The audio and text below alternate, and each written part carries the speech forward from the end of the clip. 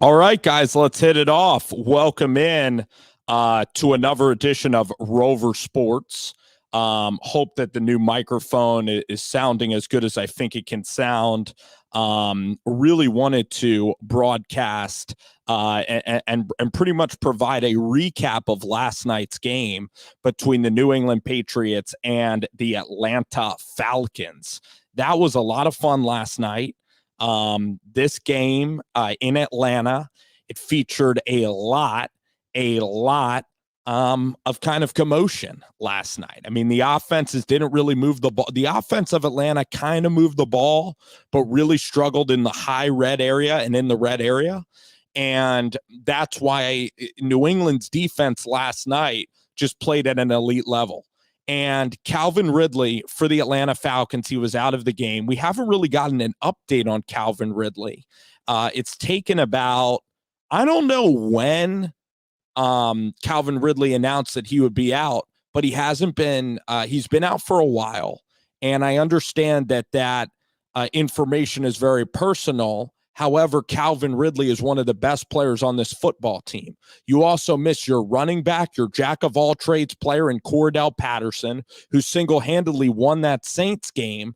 And now you're dealing with an offensive line that was drafted by Thomas Dimitroff and not by Terry Fontenot.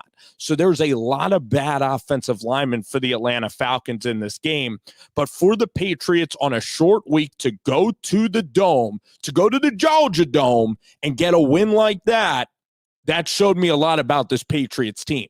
This Patriots team started 2-4. It's now 7-4. It's won 5 straight games. Defense played outstanding against Sam Darnold in Carolina. Defense shut down Baker Mayfield. Justin Herbert in the second half was absolutely embarrassed by this defense. J.C. Jackson, Matthew Judon is the player of the year so far. He has 10.5 sacks already on the season. He's on pace to break Chandler Jones' New England sack record. All these free agents are coming to the forefront and really helping out with Bill Belichick. Hunter Henry is a red zone monster when he's healthy and playing really well. Jonnu Smith is not catching the ball as many would expect, but he is blocking very efficiently. Mondre Stevenson out of Oklahoma is a really good third down back. He's a power back. Brandon Bolden's getting really good run. And then also you have Damian Harris, who's hitting the holes, finishing runs. This is a 3-headed monster running attack that will translate late into the season. The Patriots, too, you got Kendrick Bourne, who's playing out an outstanding level, catching the football.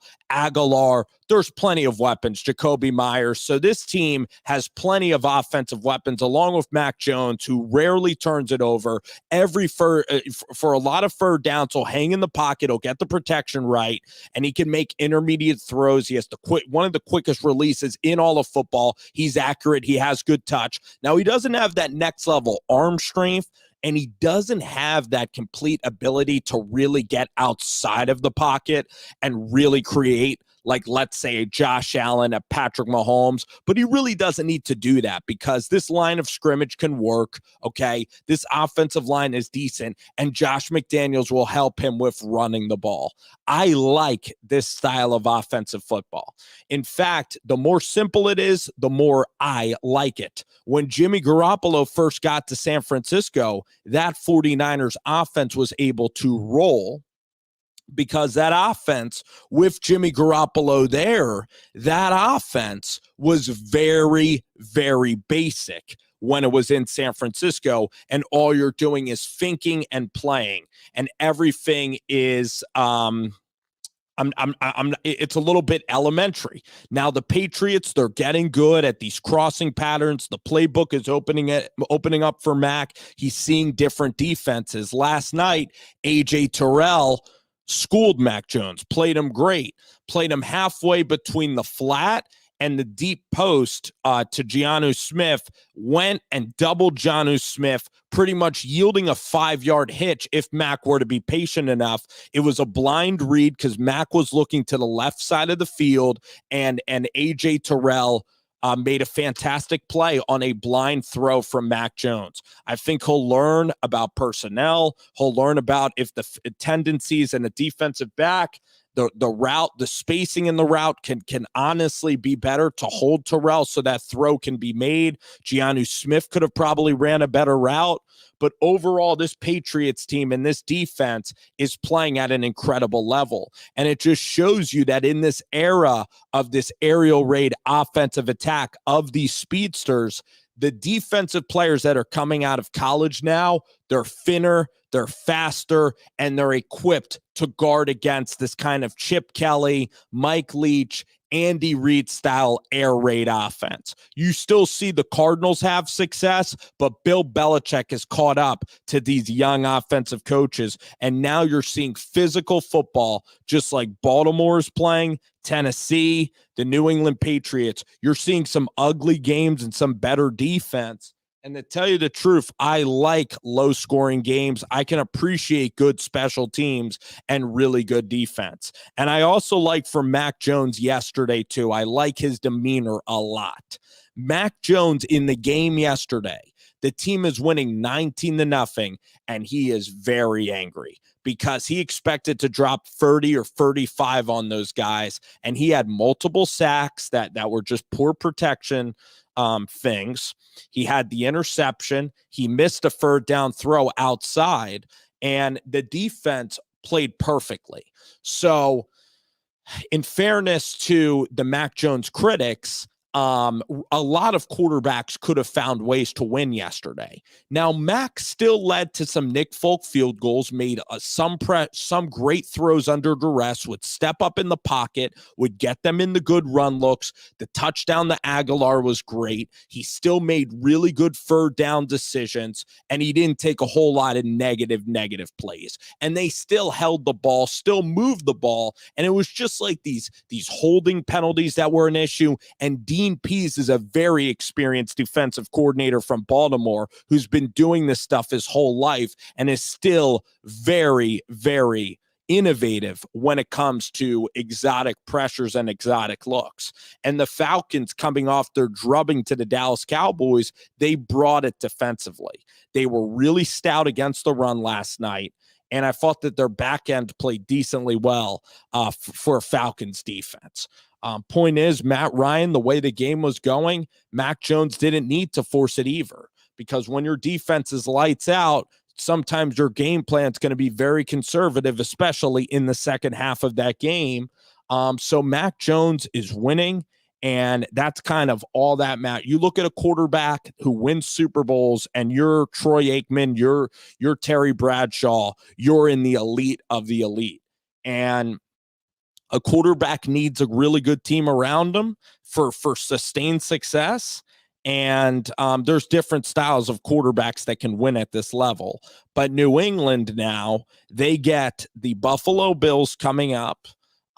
They also get Tennessee off of an 11 days to prepare. I think the Patriots can beat Tennessee. They can split with Buffalo, maybe go 12-5. They just have to beat the Colts, Jaguars, and Dolphins to finish the year, go 5-1. Now, can the Patriots sweep Buffalo, win at Buffalo and at home? It's going to depend. The defense is going to have to be lights out against an explosive offense.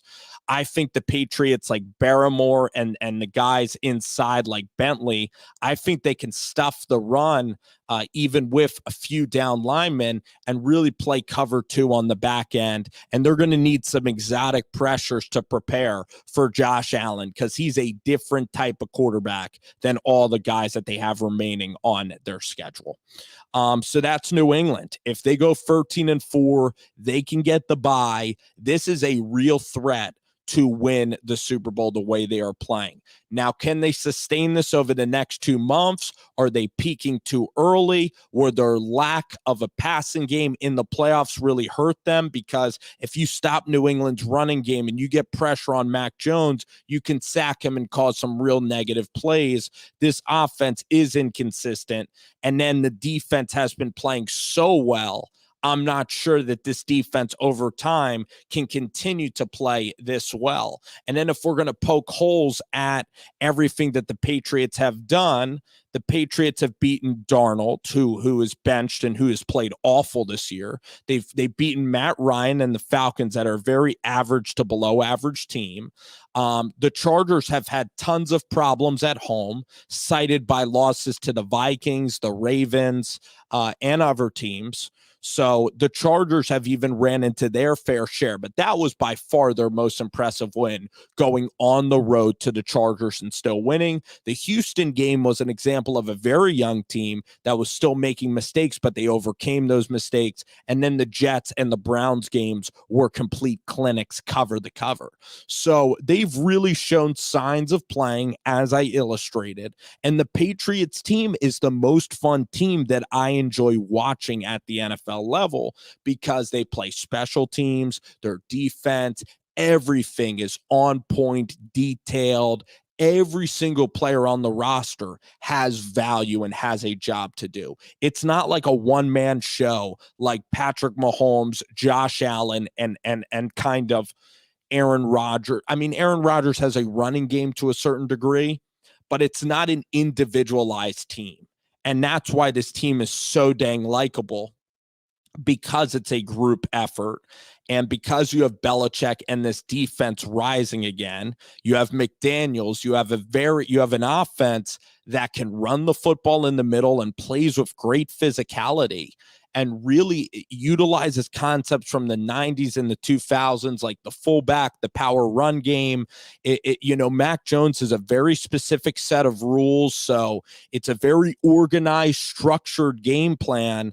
And I appreciate that.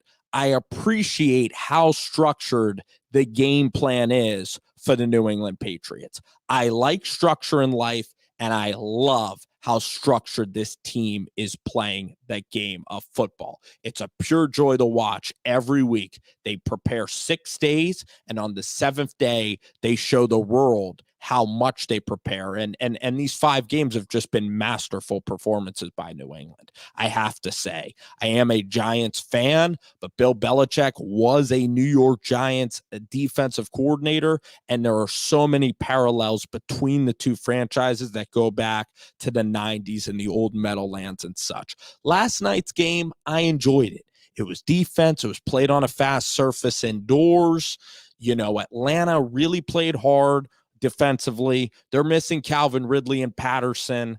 They're trying to get Tajay Sharp into the mix, and Russell Gage and some of these, third tier wide receivers. And Matt Ryan against that defensive line, forget it. That offensive line in Atlanta is not doing Matt any favors. And Matt Ryan this year, he's won some games on his own. The Miami game, the Jets game, the Saints game. All right. He has played well in those contests. He has. So that's how we look at Atlanta, and that's how we look at the Patriots.